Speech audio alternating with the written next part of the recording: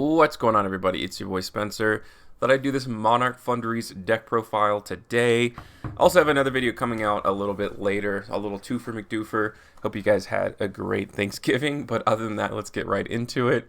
We'll start with our hand trap lineup, and that's Dimension Shifter at 3, Ash Blossom, and a Droll and Lockbird. As you can probably tell, I do run Crossout Designator because this deck just hard loses to Ash, Infinite Impermanence. Droll's also really bad, so I don't run like a huge package, no Effect Veiler, because that's just like less used than these other ones. But obviously, it could hit you every once in a while, then you surrender and go to the next game pretty much. But I think that card's fallen out of favor a little bit. Everybody uses Ash, everybody uses Infinite Impermanence, and yeah, you have to do whatever you can to avoid those cards for the most part. So yeah, then we go on to our big monsters here. You guys know I love Earthbound Immortal, Choka Raska, and Rise of the Mega Monarch, with Apex Avian, of course, and also Barrier Statue of the Stormwinds, and the Floowandereeze Empin, which is kind of like the boss monster of the deck. Hopefully there's more Floowandereeze like main deck monsters in the future for a little bit more of like diversity, maybe to like when it's summoned to pop a card, like that would be pretty neat. Or to pop 2 cards, that'd be even cooler. Although I guess Mega Monarch technically does the same thing. We'll see. I'm much more concerned about getting more main deck Floowandereeze monsters. Because it's like Robina and Eglin are the only good targets. I'd love to drop Toucan, truthfully, if it was a better card. I think Street will also always be in there because it banishes a card from the graveyard. I mean, these two are okay, but yeah, there just needs to be higher impact that kind of move your game state along. These just kind of sit there in your opening. But yeah, I talked about that. The 3 England, the 1 Stree, the 3 Robina, and the 1 Toucan. I think this is like pretty standard stuff in the deck in terms of ratio for these cards. I run a Harpy's Feather Duster. I'm starting to get more and more accustomed to doing this, just because you play a lot. There's just a lot of spells and traps in the back row right now. Also, who wants to play against Mystic Mine and not have an out to it? I do run 3 Dark Ronomorphs, about as high impact as it gets in terms of hand traps. You don't really care about damage that much. You're never going to OTK your opponent, like literally ever. So setting up your board, breaking theirs down, and then they can't get past yours is kind of the whole idea of the deck. And, you don't want to use Forbidden Droplets either because you don't really have great targets for it. Like, in terms of, like, sending a bunch of cards to the graveyard, like, you kind of need the cards in your hand, right? Alright, the 1 Terraforming. Field spells are good. The 3 Pot of Duality, of course, is like one of the best cards in the deck because you're never special summoning. The 3 Crossout Designator. This is the new card, right? Floowandereeze and the Journey Preparations. Who know what it's going to actually be called. I would not play this deck until this card comes out. Like, that's how important I feel like this card is. It helps you dodge, like, Effect Veiler, which I guess is pretty nice, actually, when I think about it. Infinite Impermanence. And also, it just gives you a lot of names to your hand. This card really is the only thing that brings this deck all together to me. So, you can't play it in real life just quite yet, but hopefully it comes out soon. I have no idea when it's supposed to. That's my opinion on it. And then I run 1 of Floowandereeze and the Unexplored Winds.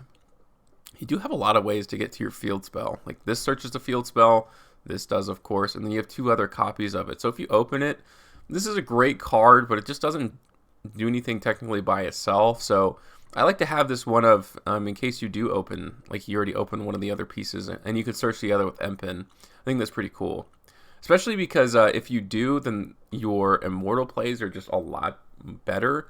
Because you have an extra card on field that you can send to the shuffle back into the deck to send an extra card. So you don't have to send like one of your monsters or whatever else may be on your board. This is just a good target because when you like normal summon with this thing, when you normal summon the Immortal, you're already tributing one of their cards. So then you're getting rid of like 3 other ones in their hand. It's nice. It's a nice extender if it's available to you in the opening.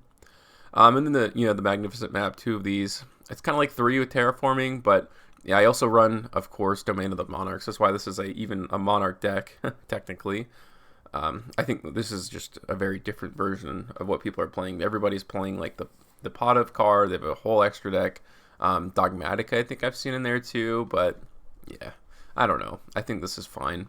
I think this is way more high impact, in my opinion, because it puts your game plan into two kind of categories, right? Like you have monsters, which may prevent them from special summoning at all, which may be a hard negate.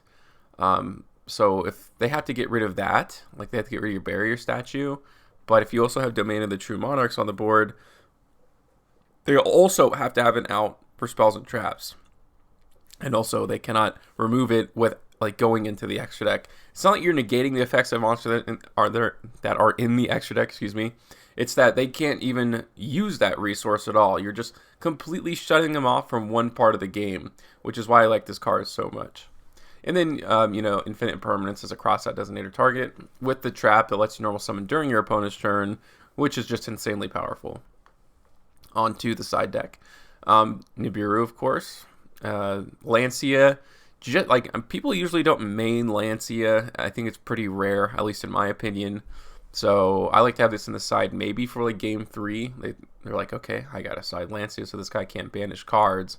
So that's why I have it in here. 2 more Droll and Lockbird just because of how high impact this card is. 3 Lightning Storm for those back row heavy decks. This could also be like evenly matched. Like this could be evenly matched too, but I don't know. I think against like Bird Up, like Rageki's actually pretty decent. Tri-Brigade is pretty good. So it has a few favorable matchups. Also, it's cheap, which is kind of nice. And then the 3 Harpy's Featherstorm. Not something you want to main deck, but obviously it's just like a game-winning type of trap that you want to side when you know you're going first. You can just side out your Dark Ruler Moors. Very easy, right? And that's also the cool thing. Like if you know you're going second, then you could take out cross-out Detonators and put 3 more traps in, or hand traps. So it all kind of works out in the end.